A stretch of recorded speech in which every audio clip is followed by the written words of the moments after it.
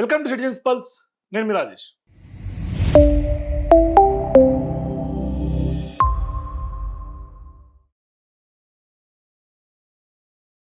ఐదు రాష్ట్రాల ఎన్నికల తర్వాత కాంగ్రెస్ పార్టీ కొంత సౌత్ మీద కొంత ఫోకస్ చేస్తూ బలం పెంచుకోవాలి అంటే ఇక్కడి నుంచే వాళ్ళ యొక్క నేషనల్ రోడ్ మ్యాప్ను తయారు చేసుకుంటున్నట్టుగా కనిపిస్తుంది. ఒకటి, ఇప్పుడు కేరళలో యూడిఎఫ్ అధికారంలోకి వచ్చిన తర్వాత తమిళనాడులో కూడా టీవీకే విజయ్తో పాటుగా అక్కడ గవర్నమెంట్లో కాంగ్రెస్ పార్టీ కొంత అలయన్స్లో ఉంది. అయితే ఇప్పుడు ప్రధానంగా ఒకటి కేరళ, రెండు తమిళనాడు, మూడు కర్ణాటక, నాలుగు తెలంగాణ, అట్లాగే నార్త్లో ఒక రాష్ట్రం కూడా కాంగ్రెస్ పార్టీకి ఉంది, ఇంకొక రాష్ట్రంలో కూడా అలయన్స్లో ఉన్నారు. సో ఇట్లా 6-7 రాష్ట్రాల్లో ఇప్పుడు కాంగ్రెస్ పార్టీ అధికారంలోకి వచ్చినటువంటి నేపథ్యంలో మరి సిద్ధరామయ్యని ఎప్పుడైతే కాంగ్రెస్ పార్టీ తప్పించి డికే శివకుమార్కి పవర్ షిఫ్ట్ చేసినటువంటి నేపథ్యంలో కొంత తెలంగాణ రాష్ట్ర రాజకీయాల్లో ఏమన్నా సంచలనం జరిగే అవకాశాలు ఉంటాయా అనే చర్చ రాజకీయ వర్గాలు జోరుగా సాగుతోంది. ఒకవైపు ఇక్కడ ప్రజల నుంచి వస్తున్నటువంటి వ్యతిరేకత చూసుకున్నా, లేదు అంటే కొంత ఇంటర్నల్ క్లాషెస్, పిసిసి చీఫ్కి రేవంత్ రెడ్డి గారికి ఉన్నటువంటి క్లాషెస్ చూసుకున్నా, లేదు ఒకవైపు పార్టీ డిజాస్టర్ అయిపోయింది అని కూడా డిజాస్టర్ ప్రెసిడెంట్ అని రేవంత్ రెడ్డి గారి యొక్క కాంగ్రెస్ పార్టీ సొంత ఛానల్లో ప్రచారం జరిగినటువంటి తీరు, ఇదంతా కూడా హైకమాండ్ దృష్టి పెడుతూ వస్తుంది. మరోవైపు గత కొంతకాలంగా కంట్లో నలుసులాగా రేవంత్ రెడ్డి గారు మారిపోయారు. కొంత ఎప్పుడైతే ఎన్టీఆర్ విగ్రహం స్థాపించడం కానీ, లేదంటే కనుక నరేంద్ర మోదీ గారు హైదరాబాద్కి వచ్చిన తర్వాత జరిగినటువంటి పరిణామాలు కానీ, ఇవాళ రేవంత్ రెడ్డి గారు కాంగ్రెస్ పార్టీ యొక్క సీఎమా, లేదు అంటే ఎన్డీఏ కూటమిలో సంబంధించినటువంటి నాయకుడా అనేది ఇవాళ కాంగ్రెస్ పార్టీ కూడా అంత చిక్కట్ల.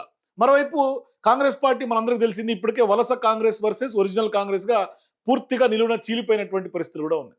సో ఇవన్నీ ఈక్వేషన్స్ నేపథ్యంలో ఇప్పుడు కర్ణాటకలో కొంత డికే శివకుమార్కి సీఎం చేస్తున్నటువంటి సందర్భంగా ఇప్పటికే సిద్ధరామయ్య రాజీనామా పర్వం జరిగిపోయిన తర్వాత ఇప్పుడు డికే శివకుమార్ పెద్ద పూర్తి స్థాయిలో ఒక బలమైనటువంటి రాజకీయ నాయకుడు, మాస్ ఇమేజ్ ఉన్నటువంటి రాజకీయ నాయకుడు. ఇప్పటిదాకా సౌత్లో కొంత కాంగ్రెస్ పార్టీకి అండాదండ, అంటే అండాదండ ఏ పరంగా అంటే కొంత ఫినాన్షియల్గా ఉన్నటువంటి ఒకే ఒక రాష్ట్రం తెలంగాణ కనిపిస్తుండే. వాళ్ళకి బీహార్లో ఎన్నికలు జరిగినా, లేకుంటే ఇంకెక్కడ ఎన్నికలు జరిగినా కేవలం ఇక్కడ తెలంగాణ నుంచే పూర్తిగా వాడుకున్నారు. మన కేరళ చూసాం, అంతకుముందు బీహార్ చూసాం, అట్లాగే వెస్ట్ బెంగాల్ చూసాం, చాలా రాష్ట్రాలు అదే పరిస్థితి. సో ఇటువంటి సందర్భాల్లో ఇక్కడ పొంగులేటి ఏ విధంగా ఉన్నాడో అక్కడ డికే శివకుమార్ కర్ణాటకలో అదే విధంగా ఉండే. కానీ ఇప్పుడు డికే శివకుమార్ని సీఎం చేసిన తర్వాత పూర్తి స్థాయిలో కర్ణాటకకి అక్కడ పట్టు దొరికింది కర్ణాటకలో. ఎందుకంటే సిద్ధరామయ్య పూర్తి స్థాయిలో అంత స్థాయిలో వ్యవహరించే ఒక టాలెంట్ లేదు. ఆయన పూర్తిగా పాతకాలపు కాంగ్రెస్ మనిషి, అట్లాగే బీసీ నాయకుడు. ఆయన కూడా కొంత ప్రజల నుంచి వచ్చినటువంటి మాస్ ఇమేజ్ ఉన్నటువంటి నాయకుడు. సో ఇప్పుడు ఎట్టకేలకు కర్ణాటకలో అయితే కొంత కాంగ్రెస్ పార్టీ సాహసోపేత నిర్ణయంగా చెప్పుకోవచ్చు. కొత్త ముఖ్యమంత్రి డికే శివకుమార్ ప్రమాణ స్వీకారం చేయబోతున్నారు.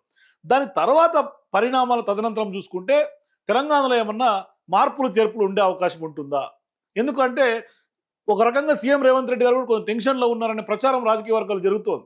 మరి రాజకీయ వర్గాల అంచనా ప్రకారం 2వ తారీఖు తర్వాత, జూన్ 2 తర్వాత కొంత కాంగ్రెస్ పార్టీ తెలంగాణ మీద కూడా కొంత ఫోకస్ చేసే అవకాశాలు ఉంటాయి అనేది స్పష్టంగా అర్థమవుతోంది. ఎందుకు జూన్ 2 తర్వాత అంటే ఇప్పటికే కాంగ్రెస్ పార్టీ తెలంగాణలో పట్టు సాధించలేకపోతుంది. అంటే రేవంత్ రెడ్డి గారు ఒక పవర్ సెంటర్ లాగా మారిపోయారు తెలంగాణలో. గతంలో వైఎస్ రాజశేఖర రెడ్డి గారు ఏ విధంగా అయితే ఒక పవర్ సెంటర్గా కాంగ్రెస్ పార్టీని మార్చుకున్నారో అదే తీరున కొంత ఆయన ఇండివిజువల్ ఐడెంటిటీ బిల్డ్ చేసుకోవటం, అట్లాగే గ్రూపు తగాదాల్లాగా గ్రూపిజం ఎంటర్టైన్ చేయటం ఇట్లా ఉంది. మరోవైపు క్యాబినెట్లో కూడా చాలా మంది మంత్రులకి కొంత ఆయన పక్కన పెట్టినటువంటి దాఖలాలు కూడా కనిపిస్తున్నాయి. కేవలం రేవంత్ రెడ్డి గారు ఒకటే కొంత హైలైట్ చేసే దిశగా.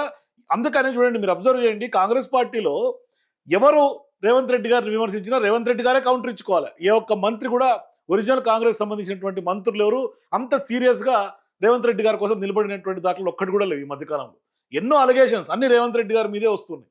కానీ బట్టి విక్రమార్కకు సంబంధించి వస్తున్నటువంటి అలిగేషన్స్ కానీ, లేకుంటే రేవంత్ రెడ్డి గారికి సంబంధించిన అలిగేషన్స్ తీసుకుంటే కాంగ్రెస్ పార్టీ నాయకులు ఎవరు కూడా ముందులాగా నిలబడినటువంటి నాయకత్వం ఎక్కడ కనిపించట్ల.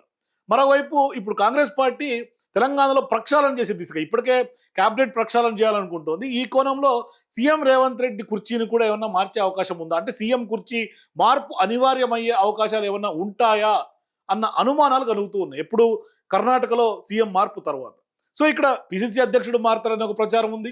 రేవంత్ రెడ్డి గారిని కూడా మార్చే ఛాన్స్ ఉందనే ప్రచారం జరుగుతోంది. మరి పిసిసి చీఫ్ని మారుస్తారా, రేవంత్ రెడ్డి గారిని మారుస్తారా అనేది ఏఐసిసి నుంచి క్లారిటీ రావాల్సినటువంటి అవసరం ఉంది.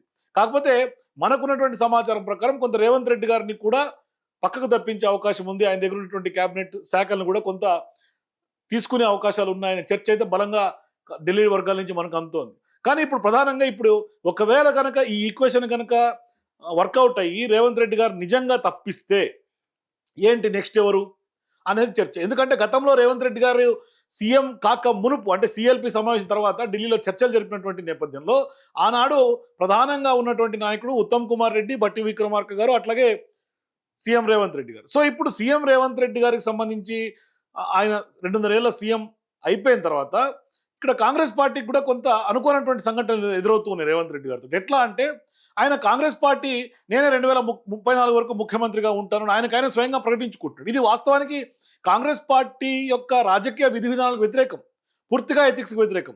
బిఫోర్ కాంగ్రెస్ పార్టీ సీఎం అభ్యర్థులకు ఎక్కడ ప్రకటించలే. ఈవెన్ కర్ణాటకలో కూడా మీకు పవర్ షిఫ్ట్ ఎక్కడ అధికారికంగా కన్ఫర్మ్ చేయలే. కానీ ఇవాళ కార్యాచరణలో భాగంగా వాళ్ళు 2.5 సంవత్సరాలు అయిన తర్వాత ఇప్పుడు డీకేకి పవర్ ఇస్తున్నటువంటి పరిస్థితి. కానీ ఇక్కడ ప్రధానంగా ఈయన నిన్న కూడా ఎన్టీఆర్ సంబంధించినటువంటి విగ్రహావిష్కరణ రోజు కూడా 2034 వరకు అధికారం మేమే ఉంటాం, నేనే సీఎం అని ఆయన చెప్పినటువంటి నేపథ్యం. దాని మీద కూడా ఒరిజినల్ కాంగ్రెస్ చాలా మండిపాటికి గురైంది అన్నాడు కాంగ్రెస్ పార్టీలో. మరోవైపు ఈయన సీఎం అయిన తర్వాత కూడా 2 సార్లు ఇప్పటికీ మీనాక్షి నటరాజన్ గారు వచ్చిన తర్వాత కూడా 8 నెలల్లో ఏమి పెద్దగా వచ్చినటువంటి మార్పులు చేర్పులేం కనిపించట్లా. అయితే గతంలో దీపాదాస్ మున్షి గారు కూడా ఇన్ఛార్జిగా వచ్చినటువంటి తొలినాళ్ళలో ఆమె కూడా పెద్ద ఎత్తున ఆరోపణలు ఎదుర్కొన్నారు. మరి ఆమె ఇక్కడ పూర్తి స్థాయిలో కొంత కాంగ్రెస్ పార్టీని గ్రిప్లో పెట్టుకోలేకపోతుంది, కంట్రోల్ చేయలేకపోతున్నారు. మొత్తం ఒక పవర్ సెంటర్ లాగా రేవంత్ రెడ్డి గారికి అయిపోయారు. మరోవైపు పార్టీకి ప్రభుత్వానికి కోఆర్డినేషన్ కూడా మిస్ అవుతోంది అనే అనేక ఆరోపణల నేపథ్యంలో ఆమె మీద కూడా కొంత ఫైనాన్షియల్ ఆరోపణలు వచ్చినటువంటి నేపథ్యంలో దీపాదాస్ మున్షిని తప్పించారు, ఆమెని ఇతర రాష్ట్రాలకు పంపించేశారు. మీనాక్షి నటరాజన్ ఎవరైతే రాహుల్ గాంధీ కోటరీ మనిషి, చాలా సింప్లిసిటీ ఉన్నటువంటి వ్యక్తి, రాహుల్ గాంధీ గారికి డైరెక్ట్గా రిపోర్ట్ చేసే ఒక వ్యక్తి అంటూ కూడా మీనాక్షి నటరాజన్ రంగంలో దింపారు. కానీ ఇక్కడ మీనాక్షి నటరాజన్ గారు వచ్చిన తర్వాత కూడా పెద్దగా ఆశించినటువంటి మార్పు ఏమీ లేదు. రేవంత్ రెడ్డి గారు పందాలో కానీ లేదంటే రాష్ట్రంలో కాంగ్రెస్ పార్టీ పాలనా విధి విధానంలో కానీ వచ్చినటువంటి వ్యతిరేకతను ఏ విధంగా అనగదొక్కాలని కానీ ఎక్కడ అటువంటి సంస్కరణలు ఏమీ జరగల. మరోవైపు మీనాక్షి నటరాజన్ కూడా చేతులు లేపేసినటువంటి పరిస్థితి కనిపిస్తుంది. అందుకనే ఇవాళ సునీల్ కనుగోలున వ్యతిరేకత తగ్గించేందుకు పోస్టింగ్ తీసుకొస్తున్నారు. అయితే ఇప్పుడు ఆయన ఎంతవరకు కాపాడతారు రేవంత్ రెడ్డి గారు అనేది మరొక $1 మిలియన్ క్వశ్చన్. సో ఇప్పుడు ఢిల్లీ వర్గాల నుంచి మనకు అందుతుంది ఏంటంటే ఒకవేళ సీఎం రేవంత్ రెడ్డి గారిని కనుక తప్పిస్తే నెక్స్ట్ ఎవరు, ఇది చర్చ. సో ఇక్కడ ప్రధానంగా కాంగ్రెస్ పార్టీ సీనియర్ నాయకులు లాయలిస్టులుగా ఉన్నటువంటి వాళ్ళలో ఉత్తమ్ కుమార్ రెడ్డి గారి పేరు ప్రముఖంగా వినిపిస్తుంది. అట్లాగే నెక్స్ట్ దుద్దిల శ్రీధర్ బాబు, ఆయన ఇప్పుడు మంత్రిగా కొనసాగుతున్నారు శ్రీధర్ బాబు. నెక్స్ట్ పారిశ్రామికవేత్తలు, అట్లాగే బలమైనటువంటి సామాజిక వర్గం ఎస్సీ సామాజిక వర్గం నుంచి ఆ కోటాలో మంత్రిగా ఉన్నటువంటి వివేక్ వెంకటస్వామి.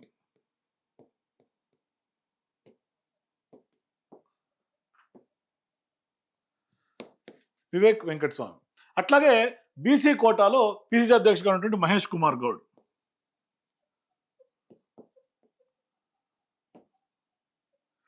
నెక్స్ట్ ఇదే బీసీ కోటాలో పొన్నం ప్రభాకర్ మంత్రిగా కొనసాగుతున్నారు ఆయన కూడా. ఇక పొన్నం ప్రభాకర్ గారి తర్వాత నెక్స్ట్ కొంత రేవంత్ రెడ్డి సీఎం అయిన తర్వాత కూడా మంత్రిగా వ్యవహరించినటువంటి కోమటిరెడ్డి వ్యవహార శైలి నేపథ్యంలో కొంత రేస్లో నుండి కోమటిరెడ్డిని పక్కకు తప్పించారు అనే చర్చ జరుగుతోంది. మరోవైపు ఇట్లా మనం కొన్ని లిస్ట్ అవుట్ చేసుకోవచ్చు. ఇది ప్రచారం జరుగుతుంది. మరి దీంట్లో ఇప్పుడు క్యాబినెట్లో ఎవరు కొనసాగుతారు, ఇందులో నుంచి మళ్ళీ కాంగ్రెస్ పార్టీ ఎవరిని పిక్ చేస్తుంది, ఇదంతా కూడా కొంత చర్చనీయాంశంగా మారుతోంది. కానీ వివిధ ఆరోపణల నేపథ్యంలో అధిష్టానం అయితే ఇప్పుడు బట్టి విక్రమార్క గారు ఎవరైతే ఉన్నారో డిప్యూటీ సీఎంగా ఆయన్ని పక్కన పెట్టినట్టుగా తెలుస్తోంది. విక్రమార్క గారిని ఎందుకు బట్టి విక్రమార్క గారిని పక్కన పెట్టారు అంటే ఆయనకు సంబంధించినటువంటి అలిగేషన్స్, ఏదైతే కమిషన్ల ఆరోపణలు వస్తూ ఉన్నాయి, అట్లాగే పెద్ద ఎత్తున సింగరేణికి సంబంధించినటువంటి నైని కోల్ బ్లాక్ సంబంధించినటువంటి ఆరోపణలు ఉన్నాయి, ఇట్లా ఉన్నాయి. సో ఇప్పుడు పెద్ద ఎత్తున అంటే సీఎం రేవంత్ రెడ్డి గారు రాష్ట్ర నాయకులతో సంబంధం లేకుండా నేరుగా అధిష్టానంతో సంబంధాలు వివేక్ వెంకటస్వామి ఏర్పరచుకున్నాడని చెప్పుకోవాలి. అందుకనే మీరు గమనిస్తే ఆయనకు సంబంధించి యూపీలో రాయ్బరేలీలో విశాఖ ఇండస్ట్రీకి సంబంధించినటువంటి కొంత అక్కడ సిమెంట్ సంబంధించినటువంటి షీట్స్ పరిశ్రమలో ఎప్పుడైతే రాహుల్ గాంధీ గారే స్వయంగా ఆయన చేతుల మీదుగా కాంగ్రెస్ పార్టీ నాయకులు అక్కడ ప్రారంభించారు, ఆ తర్వాత నెల రోజుల తర్వాత ఆయన జూన్ 8న అనుకుంటే నాకు తెలిసి ఆయన క్యాబినెట్లకి జూన్ 8న అంటే అక్కడ రాయ్‌బరేలీలో ఆయన ఇండస్ట్రీ ఓపెన్ చేయటం రాహుల్ గాంధీ గారు. తర్వాత ఇక్కడ వివేక్ వెంకట స్వామి గారు ప్రమాణ స్వీకారం చేయటం. సో ఇట్లా బలమైనటువంటి పారిశ్రామికవేత్త, ఆర్థికంగా కొంత కాంగ్రెస్ పార్టీకి తోడుగా ఉంటాం. మీడియా రంగంలో కూడా ఆయనకు కొంత ఉంటాం అనేది కొంత ప్లస్ పాయింట్స్‌గా కనిపిస్తూ ఉన్నాయి. కానీ ప్రధానమంత్రి నరేంద్ర మోదీ గారు ఎప్పుడైతే రీసెంట్ టైమ్స్‌లో ఆయన హైదరాబాద్ పర్యటన నేపథ్యంలో తెలంగాణలో కొంత మేరే సాత్ జోడో అని ఎప్పుడైతే ఆయన మాటలు మాట్లాడాడో, రేవంత్ రెడ్డి గారికి ఓపెన్ ఆఫర్ ఇచ్చారో, అది కొంత రాంగ్ ఇండికేషన్స్‌కి వెళ్ళింది ప్రజల్లోకి. కాంగ్రెస్ పార్టీ పట్ల పలచటి భావం ఏర్పడుతోంది. మరోవైపు పూర్తిగా రేవంత్ రెడ్డి గారు బీజేపీ కనుసంధానంలో నడుస్తున్నారు. ఆయన నియంత్రణలోకి వెళ్ళిపోయారు. ఇటువంటి చర్చ జరుగుతుంది. అంటే కాంగ్రెస్ పార్టీ హైకమాండ్ గ్రిప్‌లో నుంచి, కాంగ్రెస్ పార్టీ ఐడియాలో నుంచి ఒకవైపు బీజేపీ రేవంత్ రెడ్డి గారిని గ్రాబ్ చేసే ప్రయత్నం చేస్తుంది. ఇటు టీడీపీ కూడా రేవంత్ రెడ్డి గారిని గ్రాబ్ చేసే ప్రయత్నం చేస్తుంది. అంటే రేవంత్ రెడ్డి గారు ఒక రకంగా చెప్పాలంటే ఎన్డీఏ మనిషిగానే ఉన్నారు తప్పితే కాంగ్రెస్ పార్టీకి ప్రజలు అనుకుంటున్నట్టుగా కాంగ్రెస్ పార్టీ ఐడియాలజీకి సెట్ కావట్లేదు అనే ఒక ఒపీనియన్‌కి కాంగ్రెస్ పార్టీ అధిష్టానం ఉన్నట్టుగా కనిపిస్తుంది. ఎందుకంటే ఒకటి నరేంద్ర మోదీ గారు ఆర్ఎస్ఎస్ బ్యాక్గ్రౌండ్ రేవంత్ రెడ్డి గారికి ఉండటం, మరోవైపు బండి భగీరథ్ సంబంధించినటువంటి అంశం, రీసెంట్గా వచ్చినటువంటి బండి భగీరథ్ సంబంధించినటువంటి అంశంలో కూడా ఇప్పటికే పిసిసి అధ్యక్షుడిగా ఉన్నటువంటి మహేష్ కుమార్ గౌడ్ ఈ మొత్తం వ్యవహారం నరేంద్ర మోదీ టూర్కి జరిగినటువంటి ఆ యొక్క అంశాన్ని, అట్లాగే ఇక్కడ రీసెంట్గా బండి భగీరథ్ సంబంధించినటువంటి అంశాలు ఏ విధంగా కాంగ్రెస్ పార్టీ ప్రజల్లో వ్యతిరేకత వ్యక్తమవుతోంది, ఏ విధమైనటువంటి అంచనాకు ప్రజలు వచ్చారు, ఇటువంటి అన్ని రిపోర్ట్స్ అధిష్టానంకి ఇచ్చారు ఇప్పటికే. సో ఇటువంటి సందర్భాల్లో అధికార కార్యక్రమాలను, ఆ యొక్క అధికార కార్యక్రమ వేదికను కూడా రేవంత్ రెడ్డి గారు తనతో కలిసి రావాలని ఎప్పుడైతే నరేంద్ర మోదీ గారు రేవంత్ రెడ్డి గారిని ఆహ్వానించారో, పెద్ద ఎత్తున ఎన్డీఏలో కలవాలని కోరారో, మరి ఈ సభ తర్వాత తెలంగాణ బీజేపీ ప్రజాప్రతినిధులు కానీ, అక్కడ ఉన్నటువంటి నాయకులు కానీ సమావేశం రద్దు చేసుకొని మరి చంద్రబాబు నాయుడు గారి ఇంటికి వెళ్ళటం, అట్లాగే ఆ భేటీ వెనుక కూడా ఖచ్చితంగా ఒక రాజకీయ కారణం ఉంది అనేది బీజేపీ వర్గాలు చెప్తూ ఉన్నాయి. మరి ఈ సినారియాలో మోదీతో కలిసి ఉన్నటువంటి వేదిక నుండే పోక్సో కేసు నిందితుడిగా ఉన్నటువంటి బండి భగీరథ్ తండ్రిగా, కేంద్ర మంత్రిగా ఉన్నటువంటి బండి సంజయ్ని ఉద్దేశించి ప్రియమిత్రుడు అంటూ కూడా రేవంత్ రెడ్డి గారు సంబోధించడం, తర్వాత పరిణామాలు ఆ యొక్క బండి భగీరథ్ అరెస్ట్ జరగటం, ఆ తర్వాత బండి కుమారుడికి మద్దతుగా రేవంత్ రెడ్డి గారు ప్రధాని టూర్ ఉంది, పోలీసులందరూ ఆ బిజీలో ఉన్నారని ఆయన ఒక వేదిక ద్వారా మాట్లాడటం. మరోవైపు ఇప్పుడు కేరళ గెలుపు తర్వాత కూడా కర్ణాటకలో సీఎం మార్పు కాంగ్రెస్ పార్టీ దృష్టి సారించినటువంటి నేపథ్యం చూస్తుంటే ఖచ్చితంగా తెలంగాణలో ఏం జరగబోతోంది అని. ఎందుకంటే కర్ణాటకలో కొంత ఆర్థికంగా బలమైనటువంటి నాయకుడు డీకే శివకుమార్. ఎందుకంటే ఆయనకి ప్రకటించినటువంటి ఆస్తి నాకు తెలిసి 1400 పైచిలకు కోట్లు ఆయన అఫీషియల్గా ప్రకటించినటువంటి ఆస్తి. అంత పడగెత్తినటువంటి వ్యక్తి. మరి ఆయన ఇవాళ సీఎం పీఠం మీద కాంగ్రెస్ పార్టీ అటువంటి వ్యక్తిని కూర్చోబెట్టింది. కాబట్టి కేరళ, కర్ణాటక వంటి రాష్ట్రాలతో అధికారం నేపథ్యంలో తెలంగాణలో కూడా కొంత రేవంత్ రెడ్డి గారికి ఏమైనా చెక్ పెట్టే అవకాశం ఉంటుంది. ఎందుకంటే రేవంత్ రెడ్డి గారు నడిపిస్తున్నటువంటి విధానం పూర్తిగా ఇవాళ ఎన్టీఆర్ విగ్రహ ఆవిష్కరణ విషయం తీసుకున్నా, నరేంద్ర మోదీ గారి వ్యవహారం తీసుకున్నా, లేకుంటే కేంద్రంలో ఉన్నటువంటి బీజేపీ ప్రభుత్వానికి ఏ విధంగా కొంత రేవంత్ రెడ్డి గారు కొంత పనిచేస్తున్నారు అంటే, రాహుల్ గాంధీ గారేమో కేంద్రంలో మోదీని దింపేసి అక్కడ ప్రధానిగా రాహుల్ అవ్వాలి అని ఒక ప్రయత్నం, ఇండియా కూటమి బలపరుచుకోవాలని ఒక నినాదంతో వెళ్తూ ఉంటే, దానికి భిన్నంగా రేవంత్ రెడ్డి గారు తెలంగాణ రాష్ట్రంలో వ్యవహరిస్తున్నారు. ఖచ్చితంగా నేషనల్ వైడ్గా కూడా రాంగ్ ఇండికేషన్స్ వెళ్ళే అవకాశాలు ఉన్నాయి అనే చర్చ జరుగుతోంది. మరోవైపు తెలంగాణలో కూడా ప్రజల్లో ఒక రకమైనటువంటి వ్యతిరేకత భావన, అంటే నరేంద్ర మోదీ గారు నీ వ్యతిరేకిస్తున్నటువంటి రాహుల్ గాంధీ గారు తెలంగాణలో ఏం జరుగుతోంది అనేది కొంత ప్రజలు కూడా చర్చించుకుంటున్నారు. కాబట్టి ఖచ్చితంగా కాంగ్రెస్ అధిష్టానంతో సంబంధం లేకుండా 2034 వరకు నేనే ముఖ్యమంత్రి అని చెప్పినటువంటి ప్రకటనలు తీసుకున్నా, లేదు రాహుల్ గాంధీని ప్రధానిని చేస్తానంటూ కూడా రేవంత్ రెడ్డి గారు చేసినటువంటి ప్రకటన తీసుకున్నా. సో ఇప్పుడు ఇవన్నీ చూస్తే తెలంగాణలో రేవంత్ రెడ్డి గారు ముఖ్యమంత్రి అయిన తర్వాత ఏడాది తర్వాత కాంగ్రెస్ పార్టీ వ్యవహారాల ఇన్ఛార్జిగా ఉన్నటువంటి దీపాదాస్ మున్షిని తప్పించి ఏప్రిల్ 15న మీనాక్షి నటరాజన్ నియామకం జరిగిన తర్వాత కూడా ఏం జరిగింది అనేది ఇందాక నేను చెప్పాను. అంటే పూర్తిగా అదుపు చేయలేకపోయింది, రేవంత్ రెడ్డి గారిని కంట్రోల్ చేయలేకపోయింది. అట్లాగే కాంగ్రెస్ పార్టీ అధిష్టానం చేసినటువంటి ప్రయత్నాలన్నీ కూడా బెడిసికొట్టినాయి. ఈ నేపథ్యంలోనే 8 నెలలుగా స్తబ్దుగా మీనాక్షి నటరాజన్ గారు ఉన్నారు. ఎటువంటి యాక్టివిటీస్ కూడా ఆమె చేయకపోవటం, పూర్తిగా ఇంటర్నల్ జరుగుతున్నటువంటి అంశాలన్నింటినీ కూడా హైకమాండ్ ఫిర్యాదు చేయడం, ఇదన్నీ చూసిన తర్వాత ఒకవైపు కేరళ విజయం, కర్ణాటకలో సీఎం కుర్చీ మార్పు జరగటం, తదుపరి తెలంగాణలో ఏం జరగబోతుంది? మరి రేవంత్ రెడ్డి గారిని తప్పించే కార్యక్రమమే ఉంటుందా, లేదంటే కనుక బట్టి విక్రమార్క, మహేష్ కుమార్ గౌడ్, రేవంత్ రెడ్డి, ఉత్తమ్ కుమార్ రెడ్డి, ఈ నలుగురు మధ్య కుర్చీలాట ఏమైనా జరుగుతుందా, లేదంటే కనుక ఇక్కడ ప్రధానంగా మహేష్ కుమార్ గౌడ్ గారిని ఏమైనా తప్పించే అవకాశం ఉంటుందా? మరి నాకు తెలిసి జూన్ 2 తర్వాత కొంత పరిణామాలు మారే అవకాశాలు ఉంటాయి. ఇక్కడ కూడా ఖచ్చితంగా కేబినెట్ ప్రక్షాళన జరిగే అవకాశం ఉంటుంది. ఖచ్చితంగా పవర్ సెంటర్ మార్చే అవకాశం ఉంటుంది. మరి రేవంత్ రెడ్డి గారికి సంబంధించి వస్తున్నటువంటి ఆరోపణలు ఏ విధంగా కాంగ్రెస్ పార్టీ డీల్ చేస్తున్నది ఒక బిగ్ క్వశ్చన్ కాంగ్రెస్ పార్టీ మీద కూడా ఉంది. కాబట్టి ఖచ్చితంగా ఎటువంటి అడుగు కీలకంగా కాంగ్రెస్ పార్టీ తీసుకుంటుంది. మరి రాహుల్ గాంధీ లేదంటే ఖర్గే ఎటువంటి డెసిషన్స్ తీసుకుంటారనేది వెయిట్ చేసి చూద్దాం. ఎందుకంటే ఖర్గే గారు కూడా హైదరాబాద్ మీద ఉన్నటువంటి ఒపీనియన్ కొంత ఆయన మార్చుకున్నట్టుగా తెలుస్తోంది. మరి ఏం జరుగుతుందో మీరు కూడా మీ అభిప్రాయాల కింద నాకు కామెంట్స్లో చెప్పండి. మరి తెలంగాణలో సీఎం మార్పు అనివార్యంగా కనిపిస్తోందా? మీ అభిప్రాయాలు ఖచ్చితంగా చెప్పండి. For more videos please watch citizens pulse.